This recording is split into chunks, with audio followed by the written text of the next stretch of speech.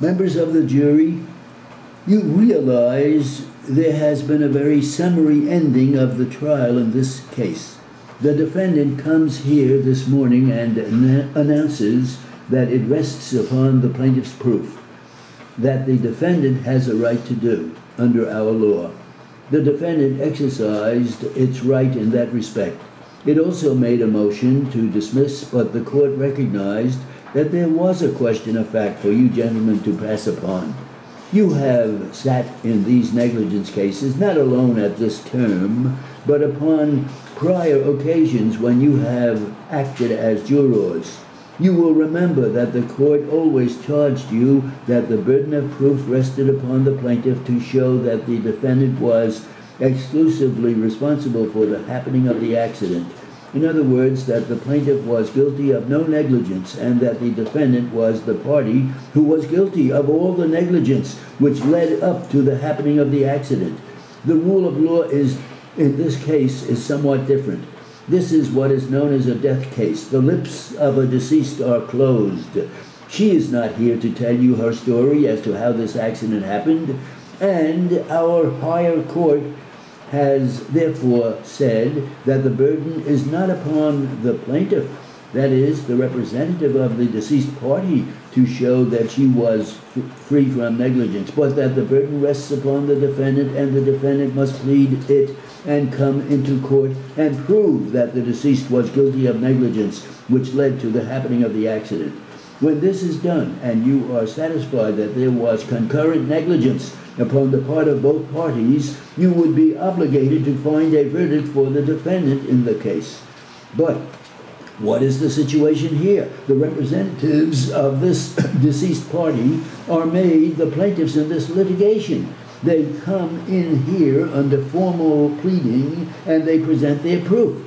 Looking over the pleadings in this case, I find that as required by the law, the defendant has set up here a defense, first alleging denials and then a defense. And here is the defense. The defendant alleges, upon information and belief, that any injuries which may have been sustained by the plaintiff's intestate herein at the time and place mentioned in the complaint were caused by her own negligence and carelessness, in that she did not take the usual necessary and proper precautions for her own safety and was otherwise negligent and careless in the premises. Now, the defense set up here is nothing more than the ordinary defense in a death case. And ordinarily, the defendant comes in and makes proof under the circumstances. But mark you now, and do not let it get into your minds, that I say that this defendant is not justified in doing as it has done in this litigation. Whether rightly or wrongly, it is not for me to say, but it has the absolute legal right to say that we will stand here upon the plaintiff's proof, and we will not submit any proof. So therefore, gentlemen of the jury, you have here only the story submitted to you by the witnesses called on the part of the plaintiff. Who are they? All of them are tenants in that building, tenants of long duration in the occupancy of their several apartments. What have they told you? There was an elevator in that building, and the first thing that you have got to consider is as to the condition of that elevator at the time of the happening of the accident, or just prior to the happening of this accident. It is the contention of the plaintiffs in this case that that elevator door was open at the time that this deceased stepped onto the same.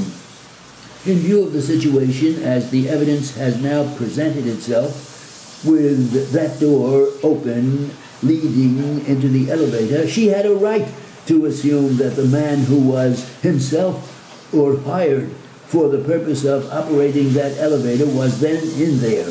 She went in, and mark you now, there is no claim in this case that she was negligent because there is no proof to support it.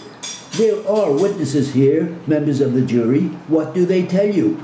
That on occasions prior to the one in question, this elevator was in the habit of ascending or descending without anyone touching the machinery in the inside cage of the car in question. And their claim is this, that this woman went into that car and that a condition arose again on this occasion that the car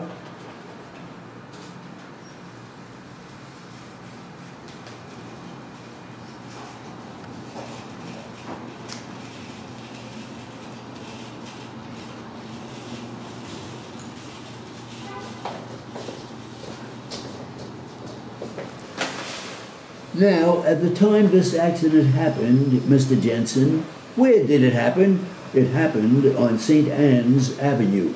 What time of day did it happen? About 3 o'clock in the afternoon. How did you come to be at that place at that time? I had left the gasoline station at 150th Street and was approaching the garage. When you left the filling station, where did you go? I went east on 156th Street, turned right and proceeded south on St. Anne's Avenue. How far down the avenue did you go? About 3 blocks. What point on the avenue did you reach? I had reached a point about midway between 1st Avenue and 150th Street. Was that the place where this accident happened? Yes. Now, before you reached that point, did you notice any traffic on the street? Traffic was light, although I noticed a trolley car just before the intersection. Where was this trolley car when you noticed it? It was about 3/4 of a block ahead of me. Where were you at that time? I was about a quarter of the way down the block. When you first saw this trolley car, what was it doing? It was on the southbound track, although I cannot say whether it was moving or not. You say you went down past the avenue to a point in the center of the block? Yes. Did you pass the trolley car at any time? I passed it at the intersection. At that time, about how fast were you going? When I passed the trolley car, I was traveling about 12 to 15 miles an hour. When you reached the center of the block, will you tell us what happened there? When I reached about the center of the block, the motorcycle began to go into a skid, and after trying to get the motorcycle out of the skid, it traveled about 15 feet and then tipped over. Which way did it tip? It tipped toward my left.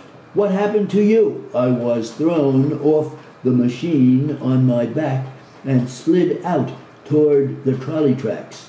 When you say you slid out towards the trolley tracks, you mean you slid towards the center of the street? Yes. About how far did you slide? About 12 feet or so. When you finished your slide, do you know where you were? Yes, I was directly behind or between the 2 trolley tracks of the southbound track. In what position were you lying? I was lying in a southeasterly direction, my feet pointing southeast, my head pointing toward the westerly sidewalk. Were you on your face or on your back? I was on my back. All right, then what did you do? I became conscious that the motorcycle engine was racing, and my first thought was to shut it off before any trouble could happen.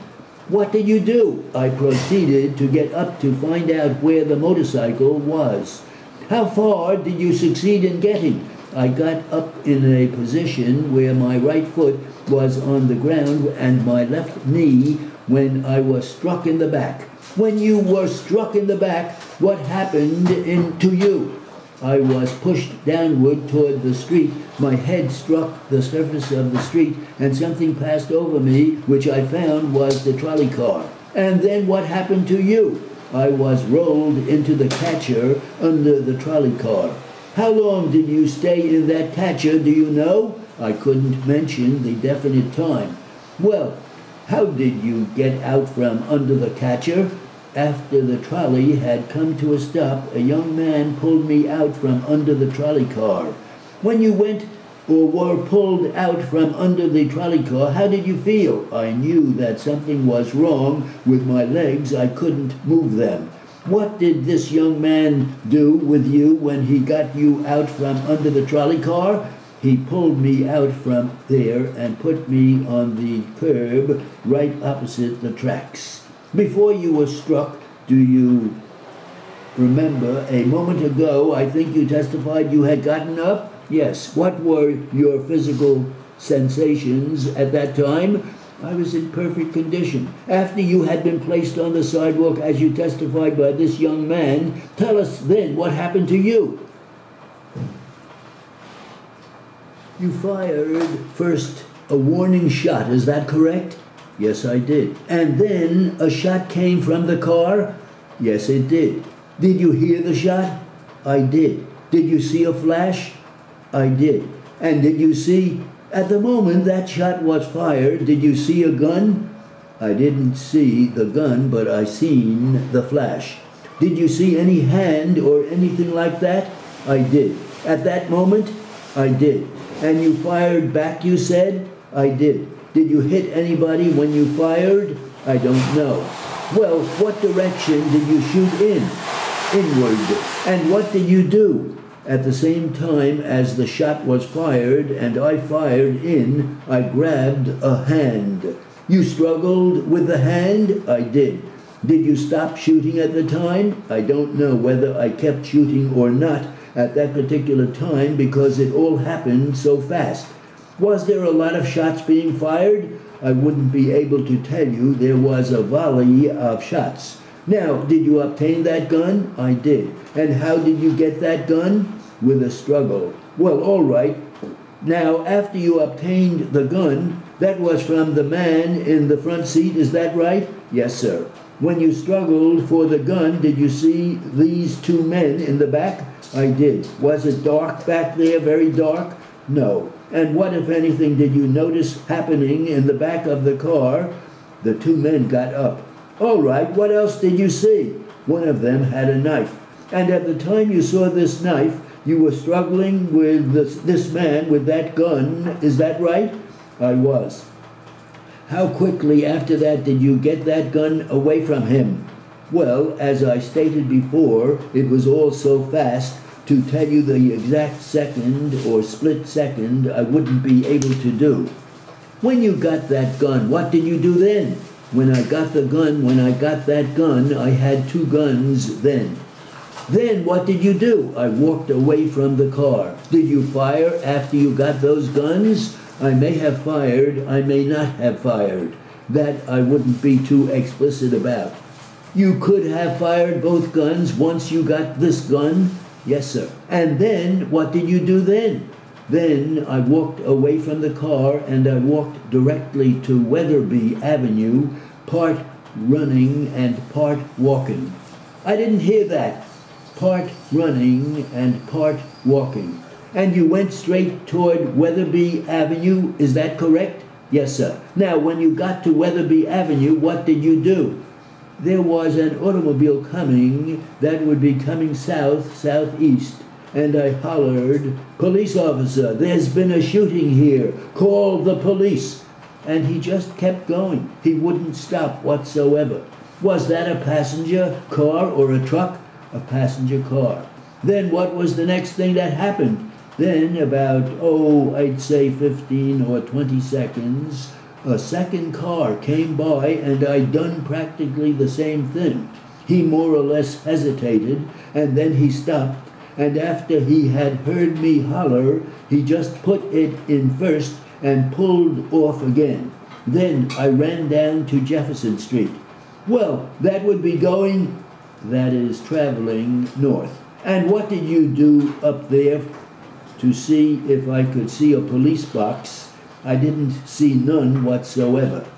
So then, where did you go? When I got to the intersection, there was a man standing in front of 951 Jefferson Street there, and I ran directly to him and asked him if he had a phone there. He says yes, he did. I told him I was a police officer and I wanted to use it. I called police 1010. And I gave one of the operators who had answered my call my name, my star number, and that I was from the state attorney's police department, and that there was a shooting, and she'd asked me where the shooting was at, the address where I was at, and I gave her that, 951 West Jefferson Street, and the last words I said to her were, "Operator, please send down 2 ambulances." Then I hung up, and as I walked outside, there pulled up a squadron. "Now, officer, besides making that call to Police 1010, did you make any other call?" "I believe I did."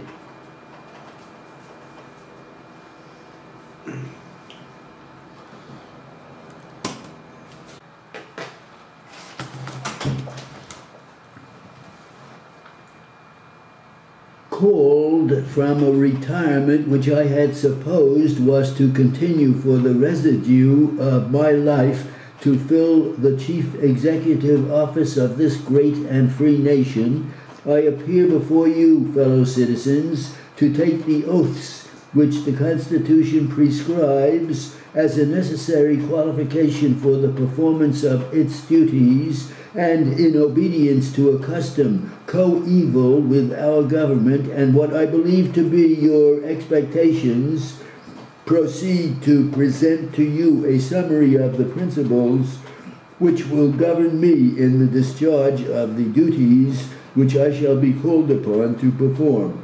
It was the remark of a Roman consul in an early period of that celebrated republic that a most striking contrast was observable in the conduct of candidates for offices of power and trust.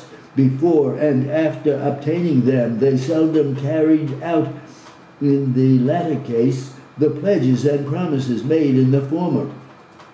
However much the world may have improved in many respects in the lapse of upward of 2,000 years since the remarks were made by the virtuous and indignant Roman, I fear that a strict culmination of the annals of the modern elective governments would develop similar instances of violated confidences. The instances are ascertained in many places, although the fiat of the people has gone forth proclaiming me the chief magistrate of this glorious union, nothing upon their part remaining to be done. It may be thought that a motive may exist to keep up the delusion under which they may be supposed to have acted in relation to my principles and opinions. And perhaps there may be some in this assembly who have come here either prepared to condemn those I shall now deliver, or approving them, to doubt the sincerity with which they are now uttered. But the lapse of a few months will confirm or dispel their fears. The outline of principles to govern and measures to be adopted by an administration not yet begun will soon be exchanged for immutable history, and I shall stand either exonerated by my countrymen or classed with the mass of those who promised that they might deceive and flattered with the intention to betray. However strong may be my present purpose to realize the expectations of a magnanimous and confiding people, I too well understand the dangerous temptations to which I shall be exposed from the magnitude of the power which it has been the pleasure of the people to commit to my hands, not to place my chief confidence upon the aid of that almighty power which had hitherto protected me and enabled me to bring to favorable issues other important but still greatly inferior trusts heretofore confided to me by my country. The broad foundation upon which our Constitution rests, being the people, a breath of theirs, having made as a breath can unmake, change, or modify it, it can be assigned to none of the great divisions of government but to that of democracy. If such is its theory, those who are called upon to administer it must recognize as its leading principle the duty of shaping their measure so as to produce the greatest good for the greatest number. But with those broad admissions, if we would compare the sovereignty acknowledged to exist in the mass of our people with the power claimed by other sovereignties, even by those which have been considered most purely democratic, we shall find a most essential difference. All others lay claim to power limited only by their own will. The majority of our citizens, to the contrary, possess a sovereignty with an amount of power precisely equal to that which has been granted to them by the parties to the national compact, and nothing beyond.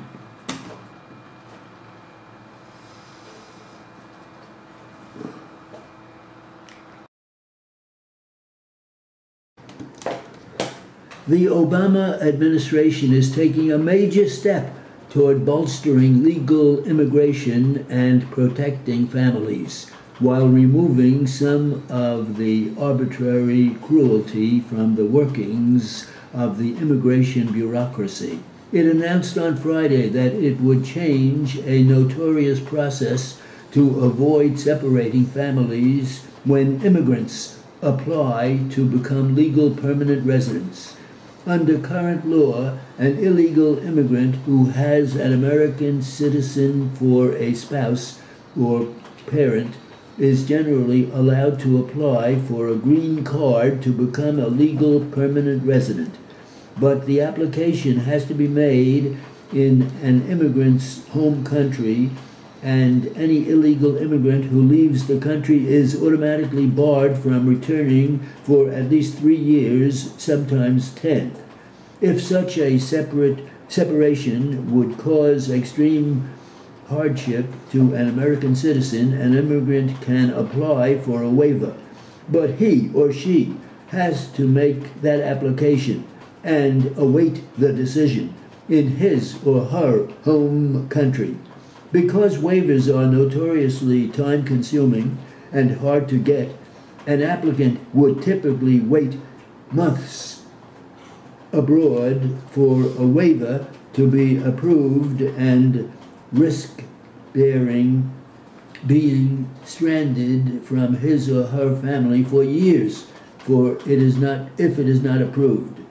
Not surprisingly, many immigrants who are eligible for visas, possibly hundreds of thousands, choose to stay in the shadows instead.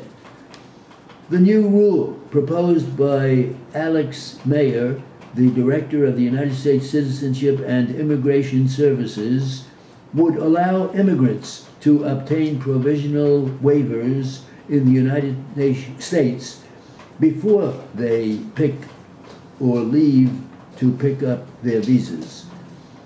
That means they won't have to be separated from their families for long, uncertain periods, and will go to their consular appointments knowing that they will be able to quickly come home.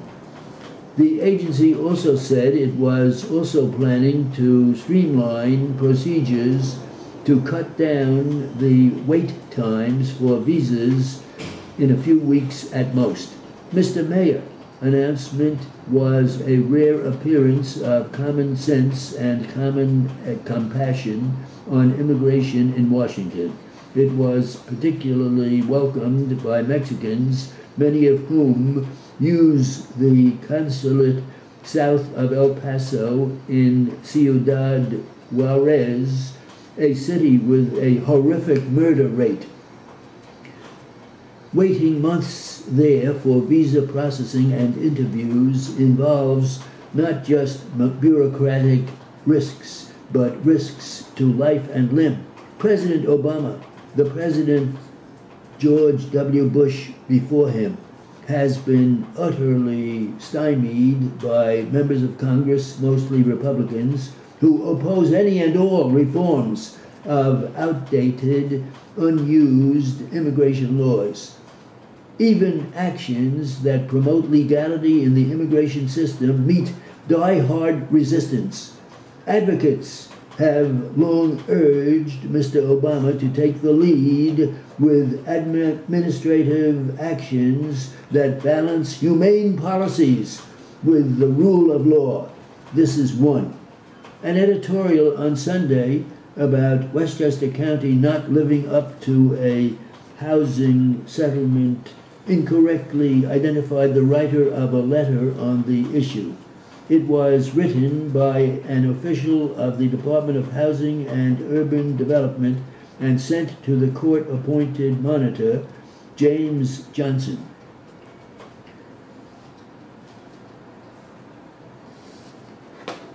How's that?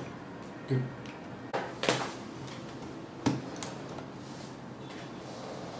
Sir, what did Ventura do after he opened the door?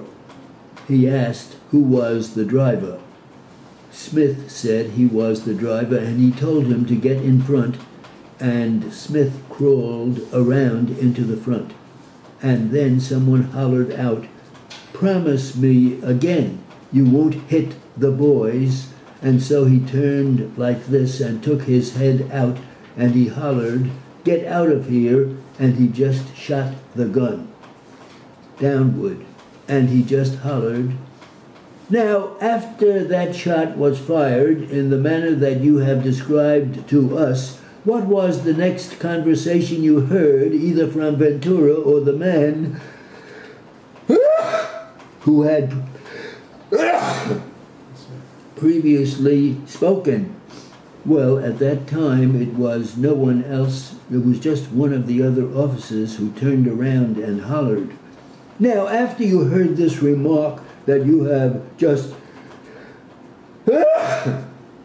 related here, what did you notice in regard to these officers that were proceeding toward Weatherby Avenue? Well, after he said that, they were walking toward Weatherby, and I took my eyes off of them when they got to about the sidewalk. And what did Ventura do after that remark was made to him? Well, first he asked our names and our addresses. Defendant's counsel, I object to the summary of this. Plaintiff's counsel, all right. At that time, Howard, where was he in the car? I mean, in what position was he in the car? Just like I showed you. That is, his head was back inside, is that right? Yes, after he shot at Weatherby, he got back into the car. Where was this .38 gun that you saw? In his hand. Now, who was the first that you saw speak after he got his head back in the car? Jones. And will you tell us what he said to Jones and how he said it to him? He asked him his name, his address, and how old he was. And where was this .38 gun at the time he was talking to Jones? When he asked him how old he is, or his name, he'd say, how old are you? What's your name? And where do you live? And he'd point the gun at him with each question. And did Jones respond to those questions? Yes, sir, he answered every question. And after Jones responded to those questions, what next did the defendant, Ben Ventura, say to anybody? Next, he says to me, he asked my name and he asked what my address was, and then he asked how old I was, and he kept pointing the gun at me. On each question, did he do that? Yes, sir. And did you respond to those questions, Howard? Yes, sir, I answered. And after he asked you those three questions, what next did the defendant Ventura do? Then he went to Wilbur Spain, and he asked him his name, his address, and how old he was, and he kept pointing the gun at him with every question. Is that the first time you ever heard the name Wilbur Spain? Yes, sir. Is that the first time you knew what his age was? Yes, sir. And did Spain respond to those three questions? He answered, yes, sir.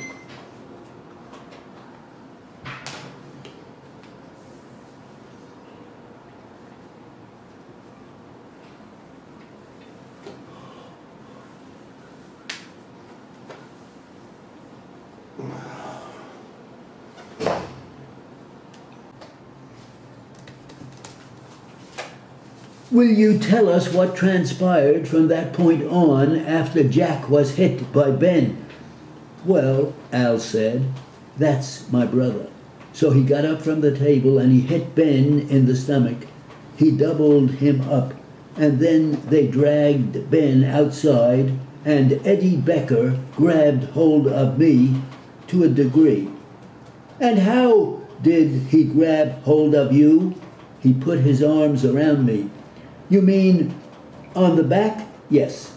Were you able to describe what was going on outside from the inside? No, I wasn't. How long were you held by Eddie Becker there? About 10 minutes. I was laboring to free myself. Were you able to look out and see what was going on in the street during that time? No, I wasn't. When Becker released you, will you tell us where you went and what you saw and what you engaged in? Oh, I started to go out the door, and as I was passing by the door, Angelo was passing by me. He showed me the gun, Angelo Rollo. Wait a minute, who is Angelo? Angelo Rollo is a controversial figure. Who is Angelo Rollo?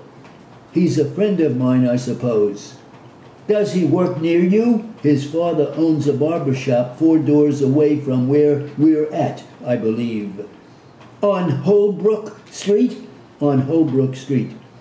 Drawing your attention to People's Exhibit 1, is that the barber shop at 856 South Holbrook Street? That's the one. And your place is 848 South Holbrook Street, is that right? That's correct. You had seen Angelo Rollo in your place that evening? No, I hadn't. Was he in the place in the time of the altercation?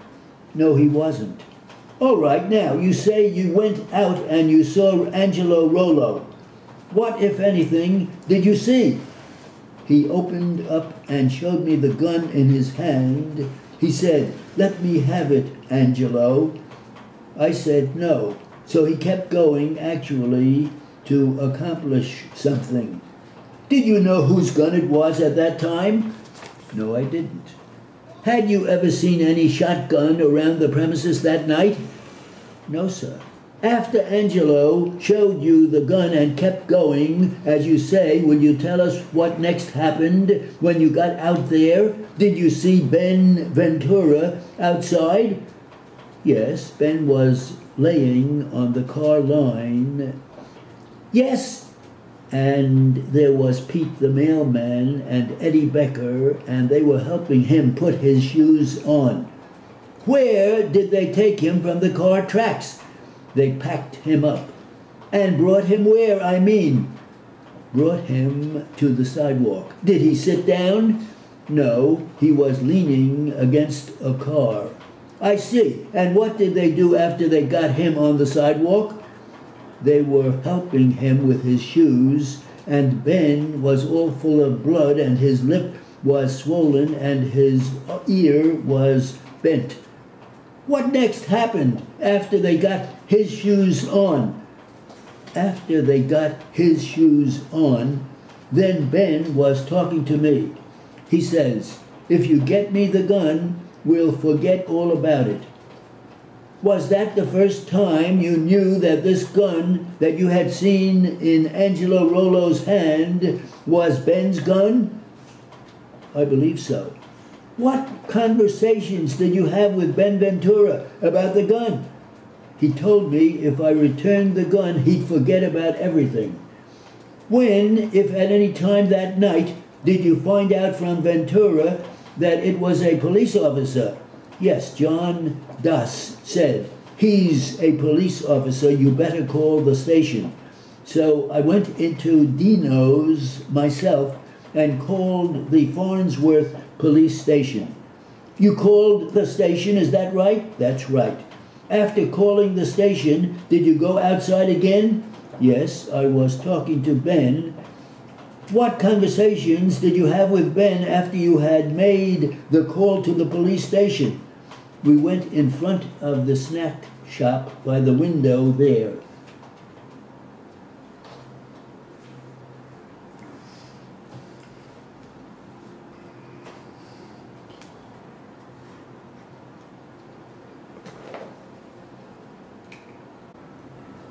There is another ground for the adoption of the veto principle, which had probably more influence in recommending it to the convention than any other.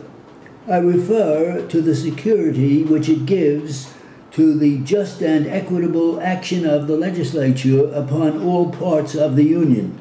It could not but have occurred to the convention that in a country so extensive, embracing so great a variety of soil and climate, and consequently of products, and which from the same causes must ever exhibit a great difference in the amount of the population of its various sections, calling for a great diversity and the employments of the people, that the legislation of the majority might not always justly regard the rights and interests of the minority, and that acts of this character might be passed under an express grant by the words of the Constitution, and therefore not within the competency of the judiciary to declare void, that however enlightened and patriotic they might suppose from past experience the members of Congress might be,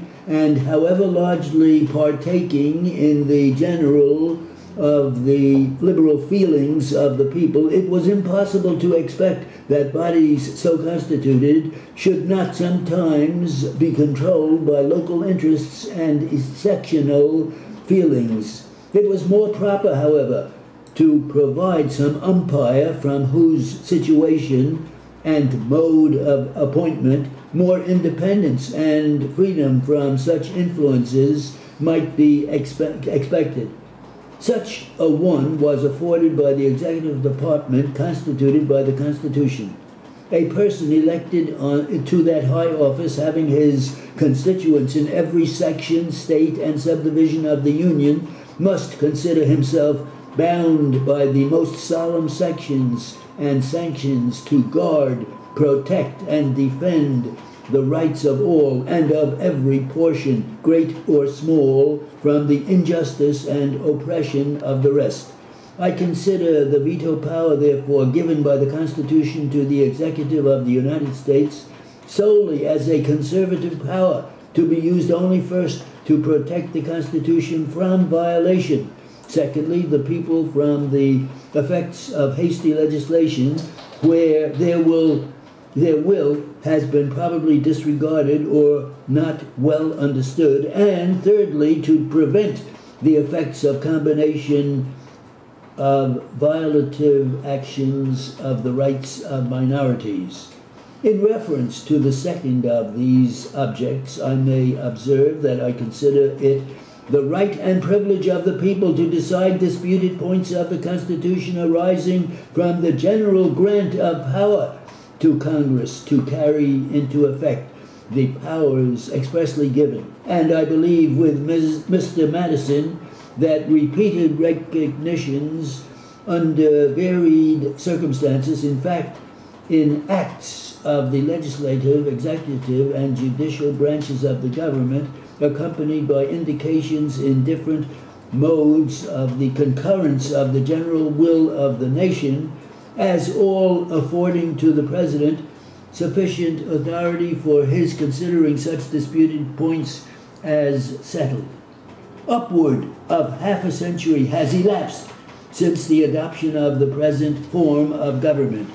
It would be an object more highly desirable than the gratification of the curiosity of speculative statesmen if its precise situation could be ascertained, a fair exhibit made of the operations of each of the departments, of the powers which they respectively claim and exercise, of the collisions which have occurred between them or between the whole government and those of the states or either of them.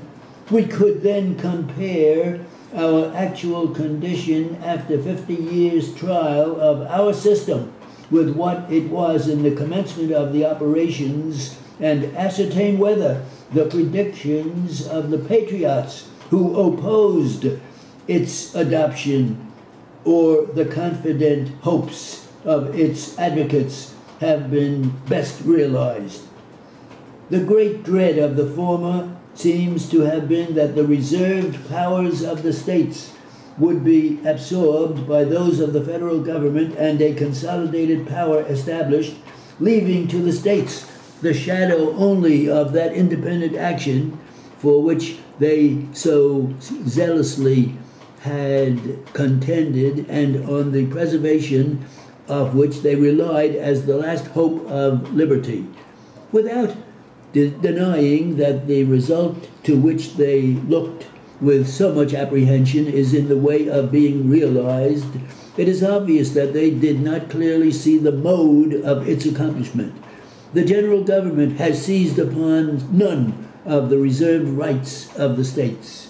As far as any open warfare may have gone, the state authorities have amply maintained their rights. To a casual observer, our system presents no appearance of discord between the different members which compose it. Even the addition of many new ones had produced no jarring.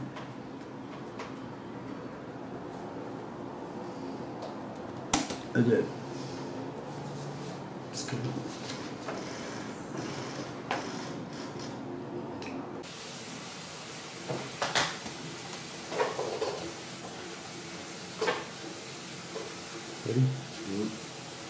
Members of the jury, we are trying two cases here against two defendants. One of these cases is by this woman, Mrs. Lowe. The other is by her husband, and they are each brought against these two defendants, the City of New York and the Blue Taxi Company. You will have to decide these two cases, and you will have to decide them as between the two plaintiffs and the two defendants. You will have to render a verdict to Mrs. Kramer one way or the other against each of these defendants. And in the same way, you will have to decide Mr. Lowe's case one way or the other, the case that he brings against each of these defendants. These cases are what is known as negligence cases. They are actions brought to recover damages which these plaintiffs claim were caused to them by the negligence of these defendants. That is to say, by the carelessness of these defendants. That is what negligence means, carelessness. These two plaintiffs say that because of their carelessness of the City of New York in its care of this road, and because of the carelessness of the driver of this taxi cab, they have been hurt and injured and damaged. And they say that that damage and injury were caused entirely without any carelessness on their part, without any negligence on their part.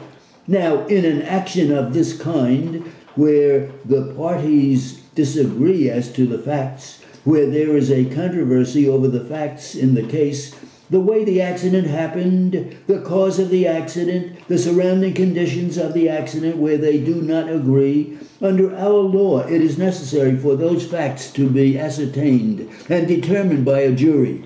And that is your function here. You are here to decide the truth as to the facts. Now, of course, you don't know anything about it yourselves. You did not see it. You do not know what the condition of this roadway was. I didn't see it. None of these lawyers saw it. So you cannot decide it upon what you know yourselves, nor upon what we tell you. The best material that we can give you with which to decide it is the sworn testimony of witnesses who come in here and swear in the presence of God to tell you the truth. Now, of course, you were up here in front where you could see these witnesses as they testified. Watch their faces, and where you could see the light and the shadows go over their faces as they testified, where you could see how they acted as they spoke and how they reacted to what was being asked of them or what was being said, where you could look right into their faces and judge them and determine how much credit you should give to what they said. In view of that fact that you had this favorable position up here where you could see and hear everything that was said and done, there would be no sense in asking you to take what I say was testified to, or what these lawyers say was testified to. You heard it yourselves. So you must depend upon your own recollection of what you heard and saw, said, and done here. Don't be bound by what I say they testified to, nor what these lawyers say they testified to. You heard them testify, and you have got to take all that testimony and examine it to the best of your ability. You have got to try to make a picture, a sort of a movie in your own mind of the truth in this case. You have got to make a moving picture of what went on there that ought, as the chauffeur drove this taxi cab along this road, and try to get the true facts in that picture. On the one hand, it is claimed that there was a bad condition in the road for some distance east and west of this trestle, and particularly under the trestle that there was a big hole. And the plaintiffs claimed that they went into that hole and got a bump that caused all of these injuries. On the other hand, the claim is that the road was not in any condition at all, that the road was in a fairly good condition. A macadam road in a park like this does not have to be as smooth as a ballroom floor. It does not have to be as smooth as a sidewalk. The automobile traffic that goes over it is on rubber tires, designed specifically and specially to absorb the shocks of ridges and bumps and holes in a highway. The city is not obliged to have a highway like glass that you can go roller skating on. Now, you heard me outline to a certain extent, and you also heard the testimony of the plaintiff's witnesses as to the condition of this highway. On the other hand, they bring in the foreman of the golf grounds or roadway in the park, and they bring in 2 police officers, and they all say that this roadway was a good roadway, that it did not have any serious holes or ruts or bumps in it at all, that it was up to the standard that can be asked of the city in its maintenance of roadways. Now, gentlemen, you also heard the testimony of these plaintiffs, just of the plaintiffs themselves, because the other witnesses were not in the taxi. They testified that this taxi came along there and got on a rough section of the road for some distance before it reached the trestle in the tunnel at all, and that they were being shaken up and shook around for 200 or 300 feet before they ever got into the big hole under the trestle. They claim that the taxi was not operated with the care with which it should have been operated.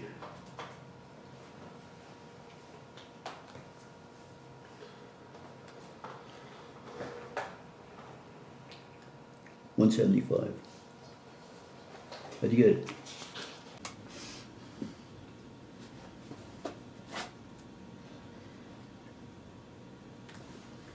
Members of the jury, on Sunday afternoon, August 19, 2009, the infant plaintiff in this case received personal injuries while a passenger on defendant's car. He is suing through his father, guardian ad litem. He claims that his injuries were caused solely by the negligence of the defendant, which in this case would be the conductor or motorman or both of the trolley car. And the father also claims that the injuries were received without any negligent act of the boy contributing to it. The defendant denies those 2 claims. The plaintiff's claims and the defendant's denials constitute the 2 issues in the case which are being submitted to you for determination. The word issue simply means a dispute, and to determine the issue means to make an end of the dispute. If it immediately occurs to you, how are you going to do this? It can be done in only one way. It can be done under your oath by speculation, by flipping a coin, so to speak, by allowing your sympathies to enter into your verdict. I shall not say to you that you should not have sympathy. That would be ridiculous. Any red-blooded man would have sympathy for a boy in the plight that this boy is in. But I do say that you are not permitted to allow your sympathy to enter into your verdict, either in finding in favor of the boy or having found in favor of him in the amount of the award. The one way which is left to you to determine these issues, that is, to make an end of these two disputes, is by applying the rule of the preponderance of the evidence. Those words must be very familiar to you if you have sat in other cases, that we always must repeat them and explain them in each case. They refer not to the number of witnesses nor to the volume of the testimony, but rather to the quality of the testimony. There are a few tests which you may apply in judging the quality of the testimony. The first is the rule regarding interested witnesses. Of course, the boy's father and mother are, in this case, and are interested witnesses as a matter of law. So also are the witnesses presented by the defendant who are now in the employ of the defendant. You do not have to pass any time in determining whether these witnesses are interested, because the law holds that they are interested. It is for you to say, however, whether any other witness that testified in the case is interested as a matter of fact. But even then, it does not follow that because a witness is interested, you are to disregard his testimony entirely. It follows only that you are to take note of the interest and judge for yourselves how much value is lost by reason of the interest. Another test to apply in aiding you in determining the quality of the evidence is the rule regarding false testimony. There it is more severe. If you find that any witness on either side has testified deliberately falsely to any material fact in the case, then you are free to disregard all the testimony of such a witness. And then there is the test of probability, the common sense test which you will know how to apply without any instructions. After you have selected in this way what you regard as the credible evidence in the case, then place the evidence, so to speak, in the scales of your minds. But at that point, remember that the burden is on the plaintiff, that is the law. No matter how harshly it may seem, the burden is on the plaintiff to satisfy you by this preponderance of the evidence that this injury was caused through the negligence of the defendant's servants, without any contributing negligence on his part. Very briefly outlining the plaintiff's testimony or claim, it is that the boy was on the northbound trolley car, and when it reached 9th Street, the boy stood up and indicated to the conductor of the car then he wished to alight, to get off of the car. He was in a seat on the right-hand side, about midway in the car. It was an open trolley car. The boy says that as he stood there facing out, his right hand on the brass rail of the seat upon which he had been sitting, and his left hand on part of the seat to his left in the front, the car, which was in motion in the process of slowing down, jerked violently, and that the motion threw him off the car. He further says that the conductor saw him when he indicated his wish to leave the car, and he walked on to the front of the car on the running board, leaving the boy behind him. That is not all of the plaintiff's testimony, but that is a very brief and incomplete outline of it. According to the defendant's version of the manner in which the accident happened, the boy stood up at or about 9th Street and indicated his desire to leave the car.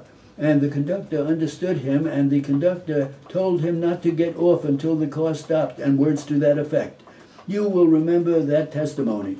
Those are the two conflicting versions of the manner in which the accident happened. The boy can recover only on the theory of the version which he presents to you. Those two conflicting versions of the manner in which this injury to the boy was received must be considered and deliberated over by you, and it is your duty to accept or reject one or the other.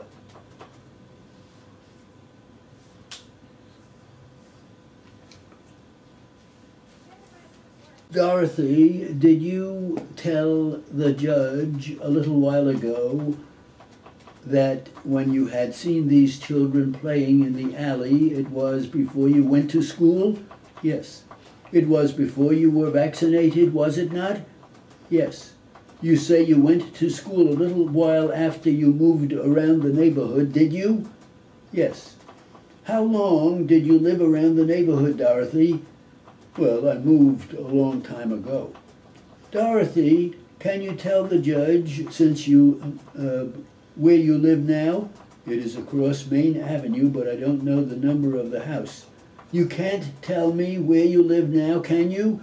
No, but my mother knows. So, Dorothy, you remember where you lived when the accident happened? Yes. Dorothy, did you talk to anybody a while ago? When? I mean, before you came up and spoke to the judge. No, but I talked to my mother. You only talked to your mother? Yes. I mean, the last time you came up here, before you went out and before you came up here again, do you know what I mean? No. Do you remember when you went up there before the judge a little while ago? Yes. Then you went back to your seat and the judge went away and then came back. Did you talk to anybody then? No, I did not. You didn't talk to anybody at all? No, I only stayed out in the hall. You didn't even talk to your mother? No, but I was holding my mother's hand. You talked to your mother and your dad? I haven't got a daddy. You say nobody came around to pick you up? No. And you were with Buster? Yes. Is Buster any relative of yours? No, but I used to play with him lots of times. How old is Buster? I think he is 6 years old. And you are 9 years old? No, 8. So when the accident happened, Buster was about 4 years old. I don't know how old he was then. Just so that you can tell the judge, Dorothy, how long ago do you think the accident happened? I think it was a long time, but I don't remember. Dorothy, you could not tell the judge how many months or years or anything like that? No, I don't remember how many months. Nobody told you what the number of the house was or the street where you lived now, did they? No.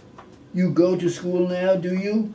I don't have to go to school around near where my new house is because the old school is too far away. You say that you were playing. You have lived across the street from the theater? Yes. And this is beside the theater, this alleyway that you speak of? Yes. Now, you were out playing in the alley that day, were you? No, I was on the sidewalk. You were always on the sidewalk playing with the ball? Yes. And this little Buster was with you? Yes. And then the ball, you say, went into the alley? Yes. And you followed into that alley, didn't you? Yes. Didn't little Buster run along with you? Yes, he was in back of me. Tell me, was it a nice day that day? Yes. Tell me, Dorothy, and tell the judge, do you know what that is about? No. Look, I am going to ask you to look at that paper, and you tell the judge, does that look like the back of the house, back where the alley is? Yes. Dorothy, you would not tell the judge a lie, would you? No. And you said that this looked like that alleyway, didn't you? Yes. And it looked like that alleyway on the day that you were hurt? Yes. Were you ever in this yard when there was any snow? No. You said you did not play in that yard? No, I used to go through there to the alley yard, though.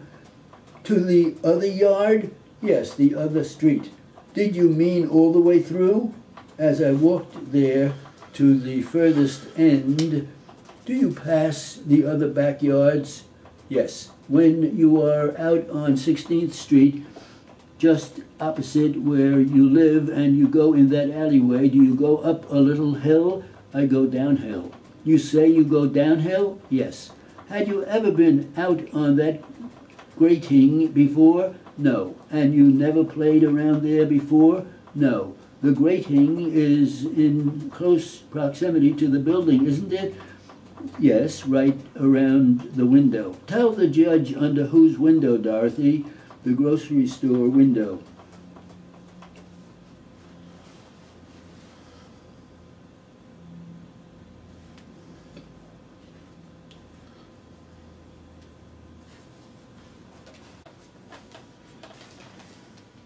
by mixing falsehoods with racial condescension, Newt Gingrich brought a raucous presidential debate crowd to its feet on Monday night in South Carolina, further cheapening his reputation and that of the state Republican Party.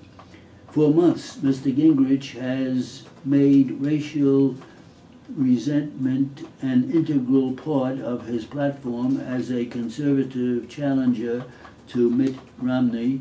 He has traversed the country calling President Obama the greatest food stamp president in American history and presenting African Americans with the great revelation that they should prefer paychecks to federal handouts. When he was called on to debate by John Williams of Fox News, he took the measure of the crowd and doubled down. The fact is that more people have been put on food stamps by Barack Obama than any president in American history, he announced to wild cheers. I know among the politically correct you're not supposed to use facts that are uncomfortable. What you're not supposed to do actually is mislead the public. The fact is that Mr. Obama has put no one on food stamps. People apply for food assistance, known officially as the Supplemental Nutrition Assistance Program, or SNAP, because they are poor or out of work and their families are hungry. The number of people using the program, which is now at a peak, began rising with the recession in 2007 and continued through 4 of the toughest years ever faced by the poor and near poor in modern history. Mr. Obama eased the eligibility requirements as part of his stimulus program, a desperately needed measure that helped struggling families and the economy. Non-Hispanic whites also are in the number, as well as blacks receiving SNAP benefits. As for the nation that these are headed for, it is very obvious what he is doing. The households have income from workers, and there is a brutal impact of the recession on wages. But these are inconvenient details to Mr. Gingrich, who implied that the rise in federal aid was a sad indication of the insufficient work ethic of black Americans. If only they were moving or willing to be janitors. Asked by Mr. Williams why he has frequently suggested that poor children be employed as school janitors, Mr. Gingrich said his daughter worked as a church janitor at age 13 and liked earning the money, and that it would be a good way for poor students to learn the value of work. But, he suggested, Mr. Obama doesn't want them to work at all because liberal elites prefer to maximize dependency. Don't try to follow any kind of logical thread of why the president wouldn't want the jobless corps to decrease. There isn't one. This trumpet was sounded to feed the prejudice of people who already believe that blacks and other poor people don't really like to work, and to deflect the growing public awareness that the Republican Party's highest priority is protecting the rich from higher taxes. For these divisive thoughts, Mr. Gingrich earned the ovation, and Mr. Williams won a round of boos. Rick Santorum also got in on the game, responding to a question about high rates of black poverty with a lecture on the importance of work, high school graduation, and marriage. Unfortunately, he said, the Obama administration refuses to encourage those kinds of choices. In South America, where a Confederate flag still waves on the front lawn of the state capitol, largely because of the efforts of the state Republican Party, it remains good primary politics to stir the racial animosity and then link it to President Obama.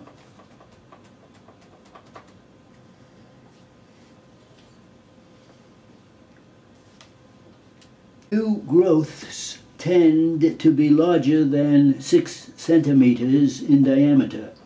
The ovaries and related embryonic rests are frequent sources of cyst formation.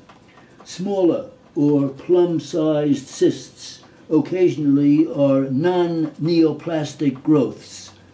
Follicular cysts are derived from the Graafian follicles and vary in size from 2 to 20 millimeters, though sometimes are larger.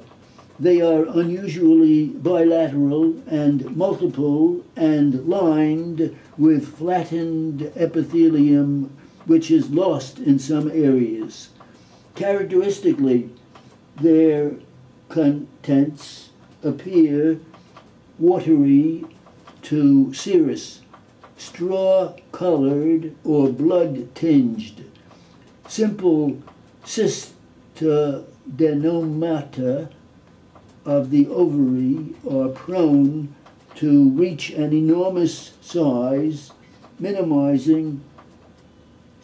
containing several gallons of fluid. They are usually globular, lobulated, and multilocular, with a smooth surface and a pedicle attachment, although through which nutrient blood vessels pass. The lining epithelium of cystadenoma may proliferate markedly, forming an irregular, widespread ingrowth which contains papillary projections extending into the cyst cavity.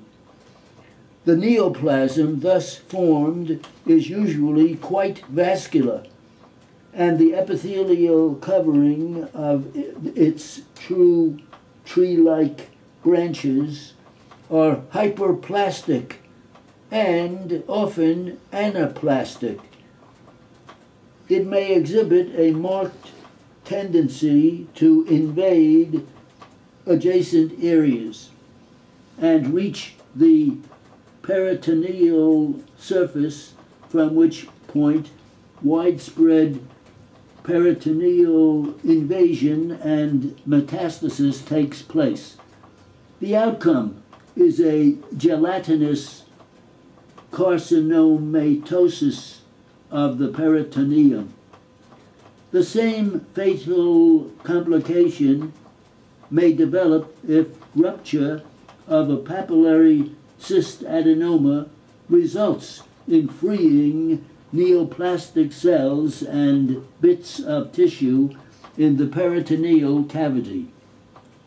Ovarian cysts may be entirely asymptomatic. When manifestations do result, they fall into the following categories. 1. Those involving functional disturbance, such as menorrhagia and meteorrhagia. 2. Those resulting from mechanical factors incident to the size of the cyst. 3. Those characterized by obvious enlargement of the abdomen, often without associated manifestations. And finally, 4. Those resulting from torsion of the pedicle of the cyst.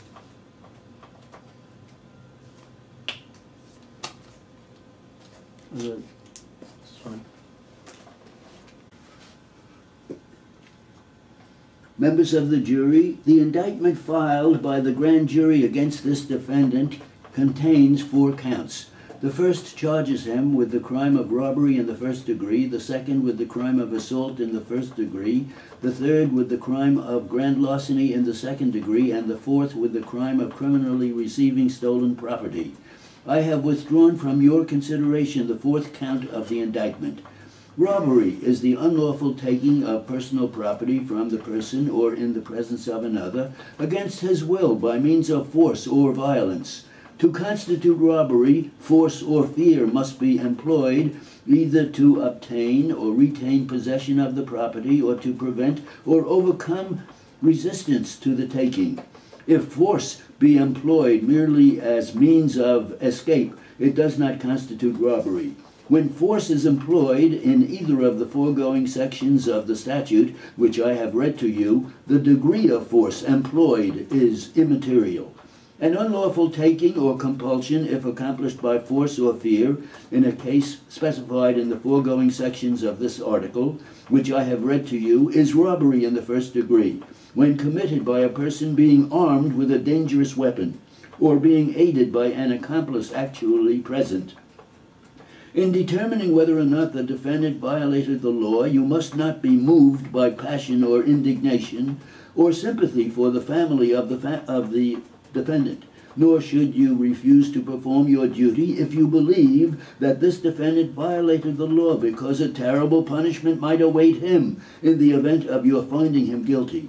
You should be moved solely by the considerations of justice, and when you are called upon to do justice, you must be blind to the individual whom you are trying, and you must not be concerned with whatever fate awaits the defendant in the event that you return a verdict of guilty. The defendant is charged with a serious crime in the first count, but if you believe that the people have established proof beyond a reasonable doubt that the defendant perpetrated the crime of robbery in the first degree, then there should be fearless action on the part of you gentlemen, and you should return a verdict regardless of what sentence might be imposed upon the defendant. Neither the learned counsel representing the defendant nor the learned counsel representing the people was on the scene. The opinion of the district attorney, if he expressed any, as to the guilt of the defendant is absolutely immaterial.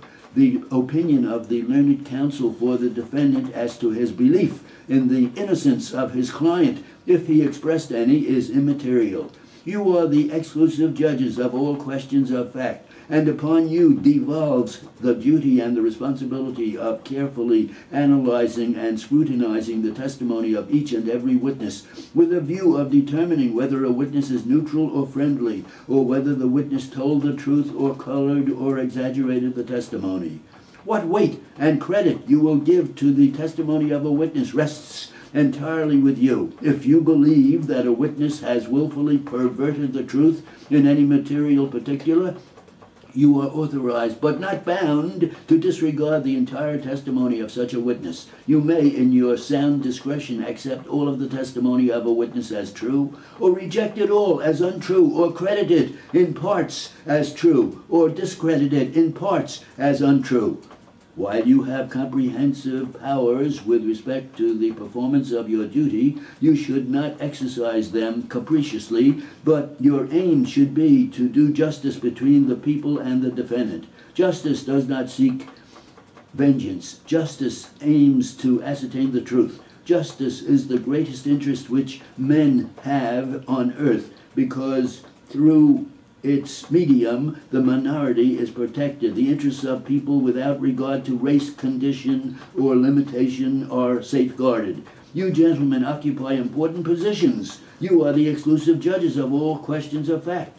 While you sit in this jury box, passing judgment upon the person brought before you to be tried, your power is greater than that of the judge. A judge can deprive the man of his liberty. A judge cannot adjudge a person guilty who is called before him for trial. That duty devolves upon you. So you should readily perceive how important it is to be fair, to be just, and to be moved only by a high sense of duty.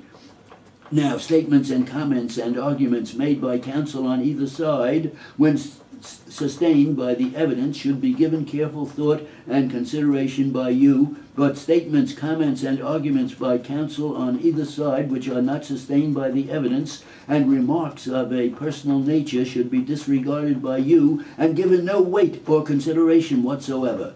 The evidence in this case is of a conflicting character. The people called 4 principal witnesses. The foundation of the charge laid against this defendant rests upon the testimony of these 3 men. 3 witnesses told you that this defendant was seen by them on the premises, that he had a gun in his hand, that he was assisted by a Confederate who also had a weapon in his hand, and that Brown was deprived of a sum of money. Evidence of identity, gentlemen, is one of the most difficult questions which courts and juries are often called upon to deal with. Therefore, evidence of identity should be as far certain as human recollection under the most favorable circumstances will permit.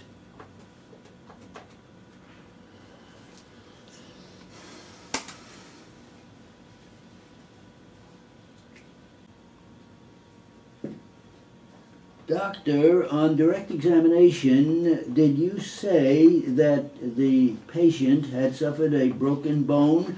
Yes, I did. And what kind of broken bone was it?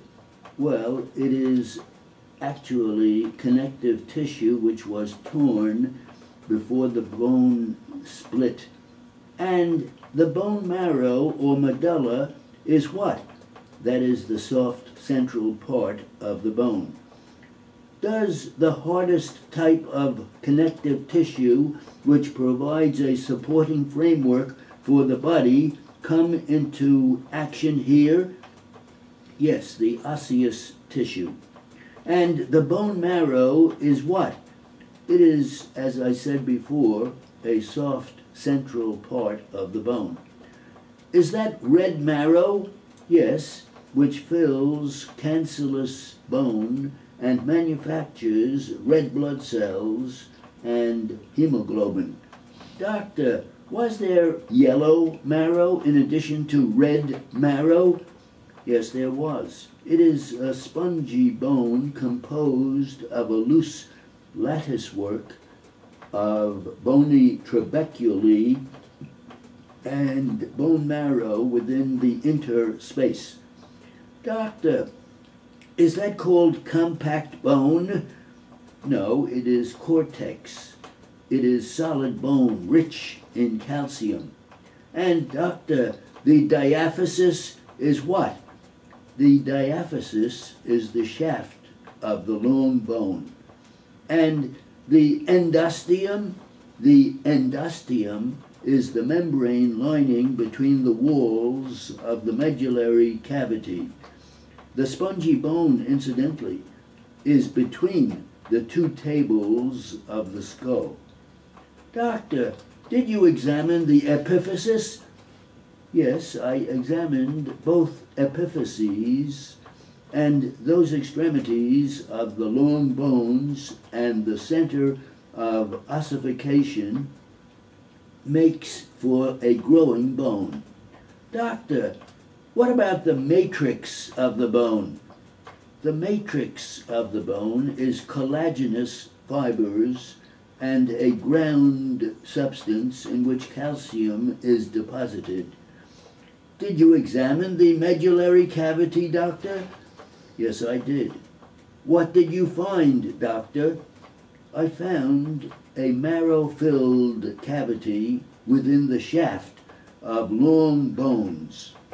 Did you find ossification? Yes, there was some bone formation. Did you find osteoblasts? Yes, or bone-forming cells. What about osteoclasts? Osteoclasts, or bone-absorbing cells, were not present. Doctor, were there osteocytes? Yes, the osteocytes, or bone cells, lying in lacunae within intercellular substance. Doctor, was there an osteoid present? Yes. What is an osteoid? An osteoid is a calcifiable osseous tissue, not uncalcified. And the periosteum? The periosteum is the outer covering of the bone. You mentioned the word trabeculae, doctor. Yes. What are trabeculae? Trabeculae are slender spicules or anastomosing bars of spongy bones. Doctor, the trochanter was fractured in this case. Yes, it was. I noted that in my hospital record. What is the trochanter, doctor? The trochanter is the bony prominence of the upper extremity of the femur below the femoral neck. And was there a major or greater trochanter fracture?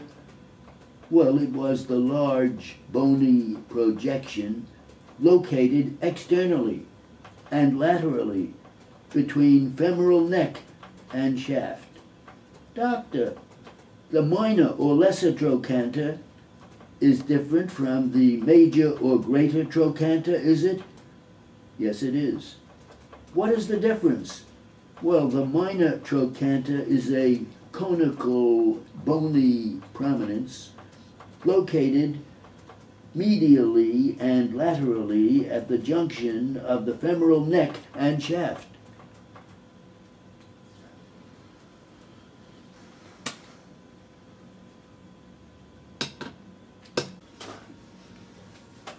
Governor Andrew Cuomo proposed a $132.5 billion size budget on Tuesday that features two promising ideas. One, to ensure that New York will not lose more than $700 million in federal education loans, and a second, to give taxpayers money by reducing public pension costs. His budget would add about $800 million to education financing, with most of that increase aimed at poor school districts which suffered cuts last year and are especially dependent on state aid. He has also said that the promise depends on local districts and teachers' unions agreeing to teacher evaluations. That's crucial because the future to move forward and evaluate systems means that New York could lose more than $700 million in federal education assistance. A lawsuit by teachers fighting a statewide evaluation system is in negotiation, and a settlement is said to be close. But Mr. Cuomo added a shove, threatening to propose his own evaluation system if they don't agree within 30 days from Tuesday. He wants school districts to be using these evaluations by January 2013, or they will lose their increased state subsidy. No evaluation, no money, period, he said. It is a smart move. That threat puts needed pressure on all the parties. There is simply no reason they cannot complete this important task this year. Mr. Cuomo says that his plan would direct 76% of the $800 million increase through high-need districts, and that those districts would then have a percentage of the fiscal $20 billion in state aid. He says he wants to give the $250 million in performance grants as part of the $800 million to districts for education innovations.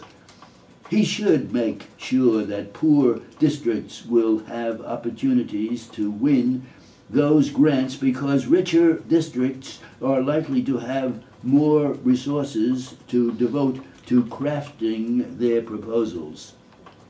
Mr. Cuomo's budget would help cut state pension expenditures, which he said would increase 185% from 2009 to 2015 without a change. To curb costs, he offered a new pension plan for future employees who could choose a 401k type plan that a year-end payment would take care of.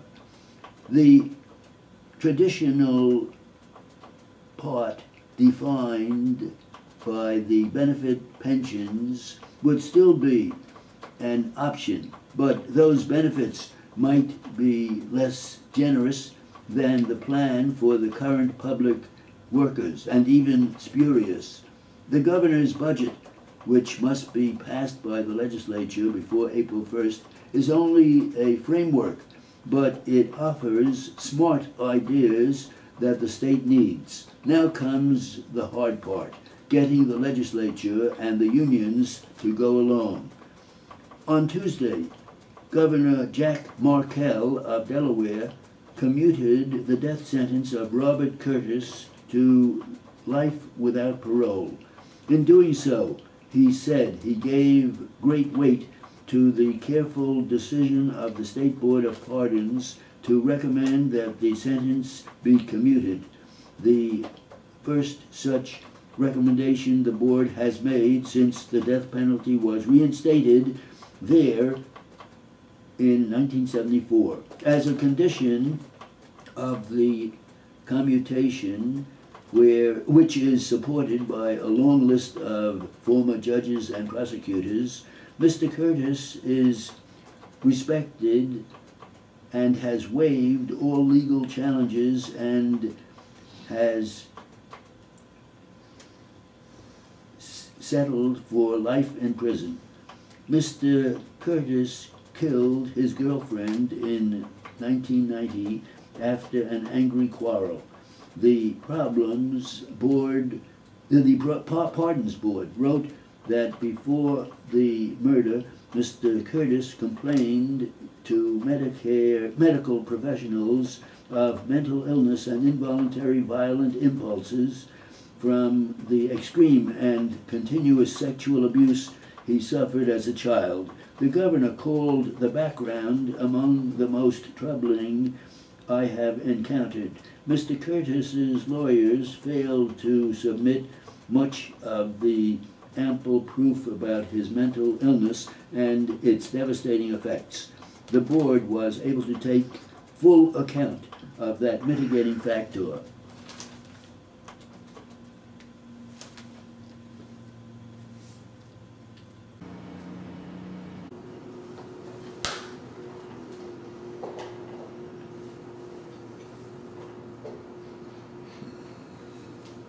What I wanted to know was whether you knew there was a rug on the floor or not. Now you are telling the court and jury that you don't know whether there was a rug on the floor or not. That is your best answer, is it? It is not. What is your best answer? I don't know whether there was a rug on the floor within the last week at the apartment formerly occupied by us. So that it gets right back to this, that you don't know whether there was a rug on the floor when you say that you saw smoke near the floor. That is another question, counsel. If you wish me to answer it, I will. Was there a rug on the floor? Tell us that. I do not recollect. This closet which you have just spoken about, did that have a door? It did. What kind of a door was that? A wooden door. And was that an ordinary door, like a door leading to a room? It was a usual type of door.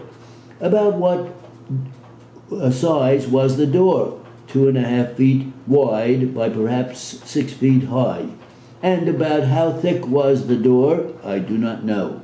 This door closed into a molding that fixed around the opening? Yes. Was there a piece of wood lying along the floor upon which the door rested? I do not recall. Did this door have a knob? Yes. Were you able to lock this door? The knob caught when the door was shut. I don't know whether there was a bolt. So that when you closed it, it automatically stayed closed? Yes. Do you know anything about the wall which was designated on the Plaintiff's Exhibit 1? I do know its exterior and interior appearance. All you know about it, then, is that you know there was a wall there? Yes. Well, all you know, as a matter of fact, was plaster or color, was it not?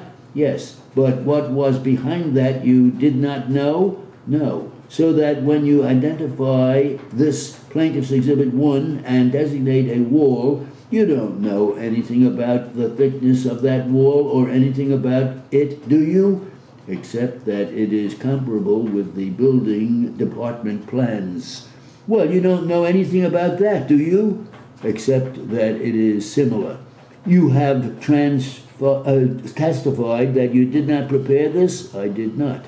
All right, then this is not your work, is it? And you don't know whether this is an accurate picture of that condition of that wall or not? No.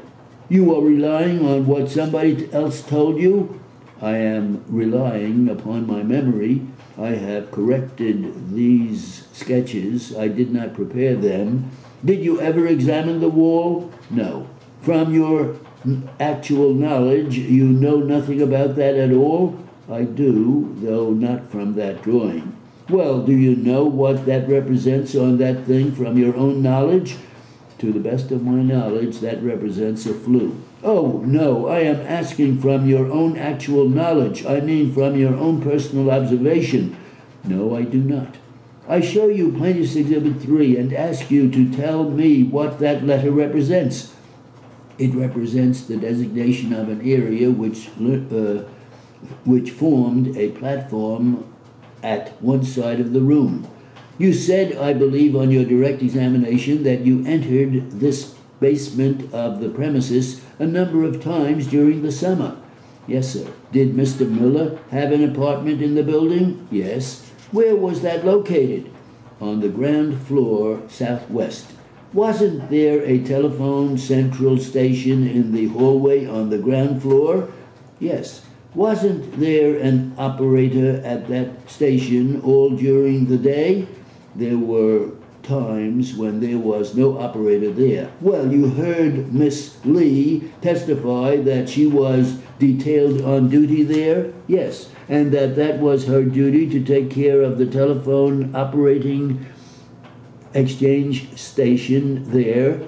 Yes. You had a phone in your apartment? Yes. Yet you say that you found it necessary to go wandering all over the building to find Mr. Miller. Is that right? There were occasions when I looked for Mr. Miller in the basement. How is your eyesight? Satisfactory. While you get to the cellar, in order to go to this place where the furnace was located, you had to proceed along the hallway, didn't you? Yes.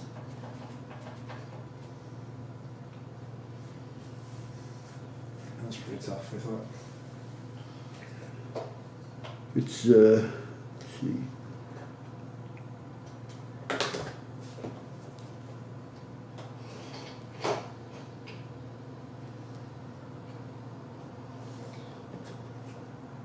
$150.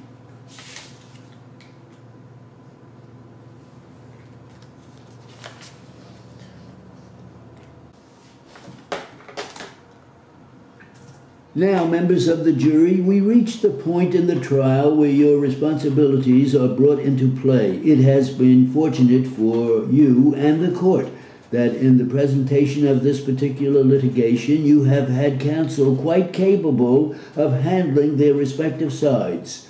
They have given to you that particular ability which is required in order that 12 laymen may have a fair and equitable presentation of facts to pass on the rights and the responsibilities of the parties that are before us. Let us get this clear in our minds. This is not a will contest. It has nothing whatsoever to do with the will or the rights that arise from a will, because the evidence in this case is that the will which this decedent left was properly probated and that executors were created in accordance with the testator's wishes to represent and defend those things which are made part and parcel of his distribution. So get that clear in your mind. We are not passing on any question of wills. We are passing on what the Lord describes, and which is rendered by this plaintiff to be a contract, which is different and distinct from any provision made by a will, because a will provides no consideration, and the term of a contract must be explicit and provide a consideration for the doing of that which the other party promises to do. There are, of course, categorical rules by which your minds will be directed in considering testimony, rules which the prestige and the experience have been found wise for you to follow.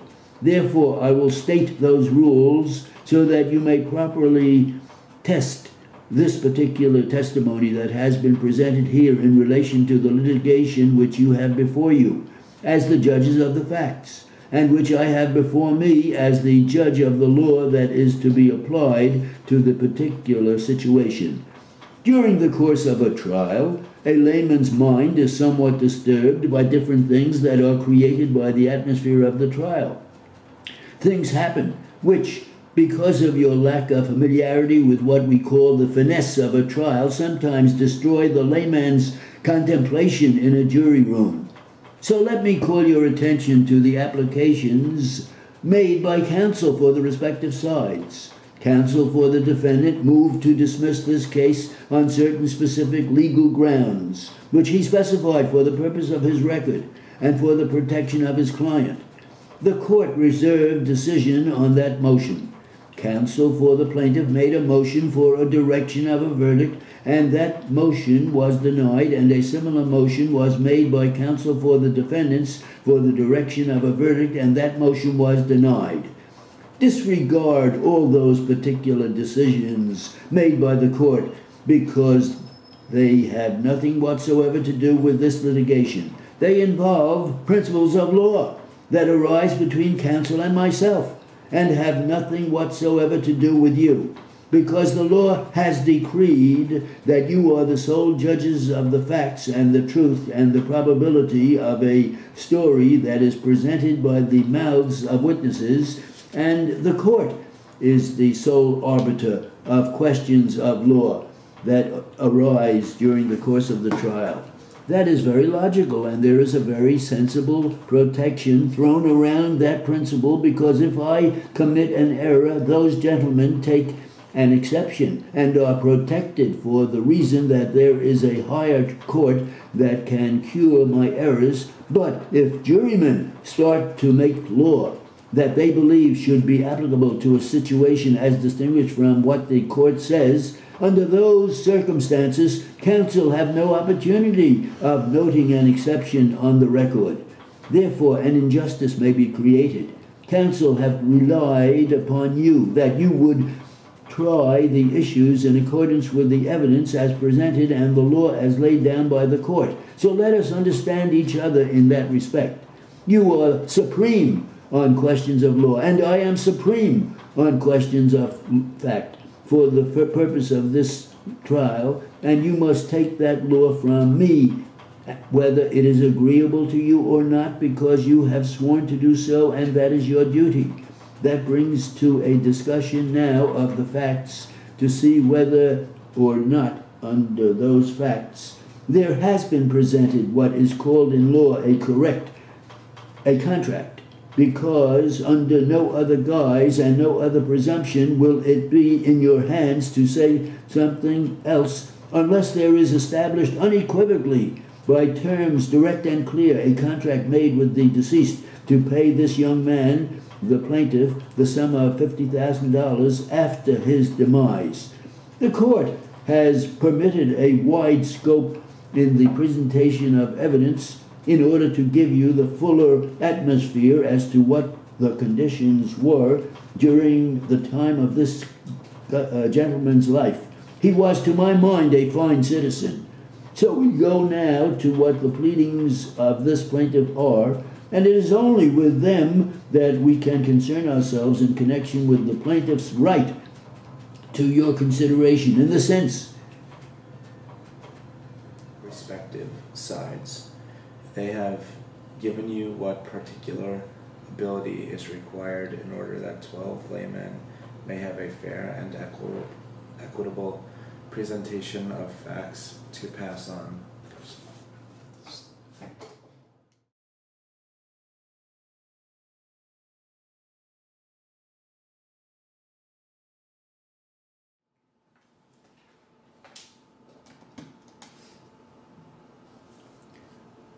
With these views of the nature, character, and objects of the government and the value of the Union, I shall steadily oppose the creation of those institutions and systems which in their nature tend to pervert it from the legitimate purpose and make it the instrument of sections, classes, and individuals. We need no national banks or other extraneous institutions planted around the government to control or strengthen it in opposition to the will of its authors.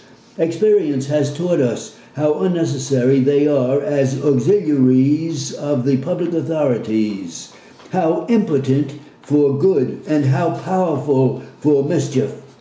Ours was intended to be plain and frugal government, and I shall regard it to be my duty to recommend to Congress and, as far as the executive is concerned, to enforce by all the means within my power the strictest economy in the expenditure of the public money which may be compatible with the public interests. A national debt has become almost an institution of European monarchies. It is viewed in some of them as an essential prop to existing governments. Melancholy is the condition of that people whose government can be sustained only by a system which periodically transfers large amounts from the labor of the many to the coffers of the few. Such a system is incompatible with the ends for which our republican government was instituted. Under a wise policy, the debts contracted in our revolution and during the War of 1812 have been happily extinguished. By a judicious application of the revenues not required for other necessary purposes, it is not doubted that the debt which has grown out of the circumstances of the last few years may be speedily paid off. I congratulate my fellow citizens on the entire restoration of the credit of the general government of the Union and that of many of the states. Happy it would be if the indebted states, if they were freed from their liabilities, many of which were incautiously contracted. Although the government of the Union is neither in a legal nor a moral sense bound for the debts of the states, and it would be a violation of our compact of union to assume them, yet we cannot but feel a deep interest in seeing all the states meet their public liabilities and pay off their just debts at the earliest practicable period. That they will do so as soon as it can be done without imposing too heavy burdens on their citizens, there is no reason to doubt. The sound moral and honorable feeling of the people of the indebted states cannot be questioned, and we are happy to perceive a settled disposition on their part as their ability returns after a season of unexampled pecuniary embarrassment, to pay off all just demands, and to acquiesce in any reasonable measures to accomplish that object. One of the difficulties which we have had to encounter in the practical administration of the government consists in the adjustment of our revenue laws and the levy of the taxes necessary for the support of government. in the general proposition that no more money shall be collected than the necessities of an economical administration shall require, all parties seem to acquiesce. Nor does there seem to be any material difference of opinion as to the absence of right in the government to tax one section of the country or one class of citizens or one occupation for the mere profit of another. Justice and sound policy forbid the federal government to foster one branch of industry to the detriment of another, or to cherish the interests of one portion to the injury of another portion of our common country. I have heretofore declared to my fellow citizens that in my judgment it is the duty of the government to extend, as far as it may be practicable to do so, by its revenue, laws, and all other means within its power, fair and just protection to all of the great interests of the whole Union, embracing agriculture, manufactures, the mechanic arts, commerce, and navigation. I have also declared my opinion to be in favor of a tariff for revenue, and that in adjusting the details of such a tariff I have sanctioned such moderate discriminating duties as would produce the amount of revenue needed and at the same time affected reasonable incidental protection to our home industry, and that I was opposed to a tariff for protection merely and not for revenue.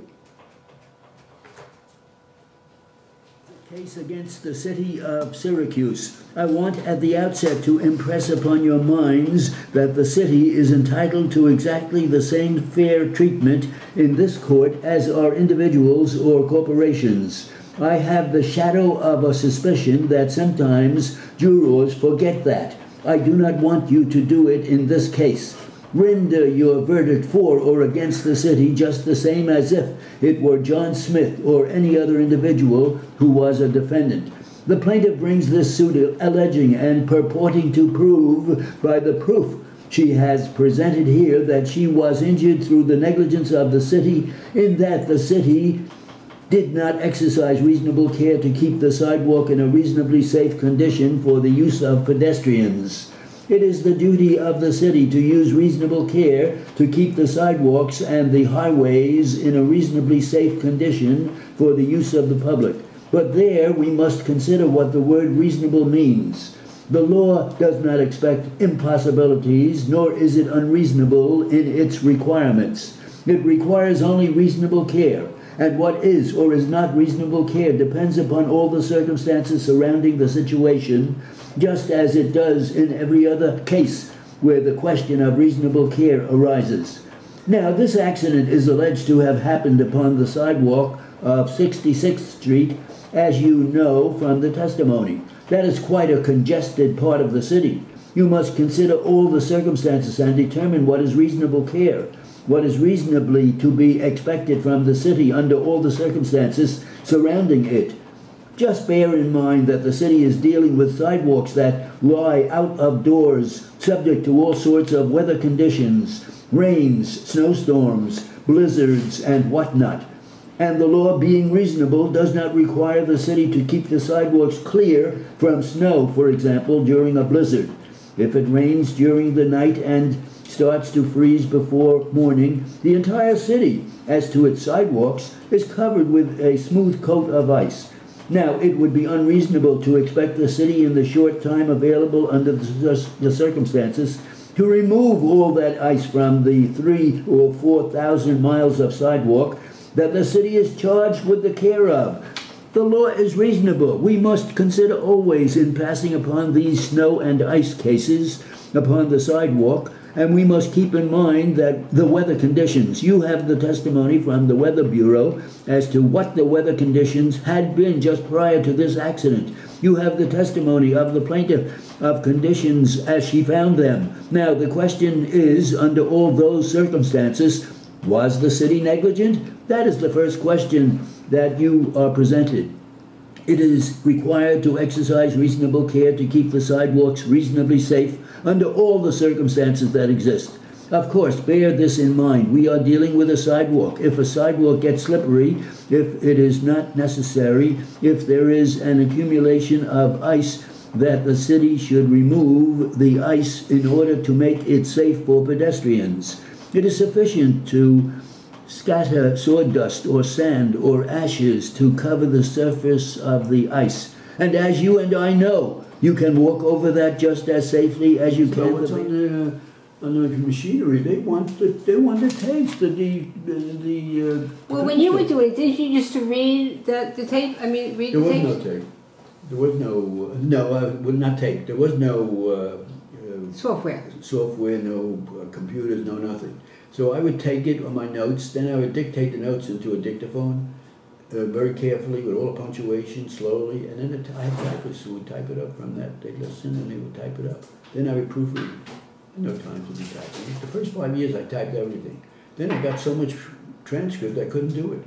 So then I started dictating everything. Then when I went to the Southern District Federal Court, they had note readers, people who were expert at reading your notes. So you go and come out of court, you hand them the notes. They spend all day transcribing. So you had to take it down and then just proofread it. Yeah, just proofread. But you had to be a good writer, because if you're not writing perfectly, the note reader will screw the whole thing up. Yeah. So that was another way of doing it. And then in 1980, the computer came in. So then we dropped all the note readers. Some of them became Scopus and whatnot. But we did it by the computer. And I didn't have any trouble at all because of all the training I had for the speed contest and whatnot. See, the main thing is to write cleanly. Don't write with an extra letter. You left a letter out, you know, writing fast. So most of them weren't used to that, but I was used to it because in contests you couldn't, one error and you lose the contest. Mm-hmm. So you practice to have an absolute perfect. So when we went on it, we had an antique system, a very old-fashioned system. I don't teach him the system. It's a completely different system of what I'm teaching him. But it works for me because when I went on the computer, there were a lot of words I had to change, so I changed them. So meanwhile, I kept all the old theories, and I'm putting in here and there, I'm memorizing a different outline for this, and this one doesn't work, and that one doesn't work. But you even get into fine points, for instance, discrete. You got to write it two different ways. There are two different words. What are the two words? Discreet means when you try to keep things like secret or, you know, you're not sharing. That's right. You want to be, you're modest, he's discreet, and this and that. That's one word. How do you spell that? D-I-S-C... C-R-E-E-T. Yeah. That's not the common word. There's another word that's more common. D-I-S-C-R-E-T-E. I never even saw that one in print, I don't think. Discrete. The bone between the two nares is a discrete bone. It separates. Discrete means to separate. Actually, so the lawyers say, well, Your Honor, I have a discrete theory here. In other words, separate from what he's... I've never heard it used like that. So that's a common thing in court. You got to know that. Most reporters don't know that. So they get it wrong.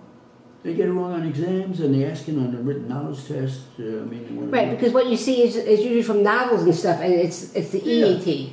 That's right, and there are a lot of words that, because I've been in the courts for 60 years, so I know what they get in court, I know what you never get in court. I mean, some things you never, the words that are common in the newspaper, you see every day in the newspaper, I never got them in court. It's not in the vocabulary. For instance, a word like ail, he was sick, he was ailing. The word ail, I never got once in 60 years. Why? Because the lawyers would never tell a jury, to a jury, they wouldn't want it in their vocabulary. My client is ailing. My client is sick. Everyone understands sick. Yeah. So, ailing, so far as print, you see. And ailing seems like a less serious. Serious and less with punch on it. So they cut it out of their vocabulary. They don't use the word ail. So what do you think happens you go into these Senate-type schools, and the teachers are dummies who never did any reporting. They were good, they learned the theory, and then they start teaching. So they do the AIL and So they say, right in the beginning, you a long A, as in the word ale. And there are two words, you gotta know ALE. I never got ALE. When do you get, who says ale? They say beer. No one says ale. I drank a glass of ale. But ale is different from beer. Well, even, I mean, it is different beer, you're right. But I say that it's not a word in the vocabulary. So I don't pay any attention to that. Yeah, I would teach it to someone in the third year, the fourth year, the fifth year. Here's an oddball little thing that you might think about. They do it right in the third lesson. And they got about 15 of them. And I look at it, and 14 of the 15 are nonsense. So then, and it holds up, it lengthens. Instead of learning theory in 3 months, it takes 12 months to learn it in the school. That's why the schools go nowhere. It's funny how words become, like, they become in favor and they come out of favor. You know, what they Oh, yeah. A word like in the 1930s, a word that today they have a substitute for it, was the word swell. Gee, that's swell. That's swell. Now they say radical. No. Cool. That's cool. That's passe. Yeah, that's already passé. But I say, for 25 years afterwards, when they dropped swell, that was only in the 30s. Then the 40s, they started with this cool, and all cool. And in 50s and 60s, they're all saying, it's cool, that's cool. You still hear it. But there are always words that have dropped, and then someone else picks up something else, and it's some other thing. And the kids say, like, even Emma, instead of saying I made a mistake, they say my bad. Yeah, not only that, but they'll say, let's see, what's that word? They use the word see for say. Like, he said, he saw, no, let's see, I don't have the right expression. There's an expression where they sort of twist it around. Yeah, I know. Okay, I just take down what they say. Yeah, but you're right, the language is always changing. So what are you up to? I want to go exercise before dinner. Yeah, That's all right, go ahead and exercise. Hey Mom, have you seen my blue T-shirt? Oh yeah, I was going to wash it for you. I couldn't. All right, it's good. Yeah, but you have to do a lot of work on that. It's good to start realizing that you got to transcribe it and to take it accordingly. Are you going swimming? No. I'm just going to take it around.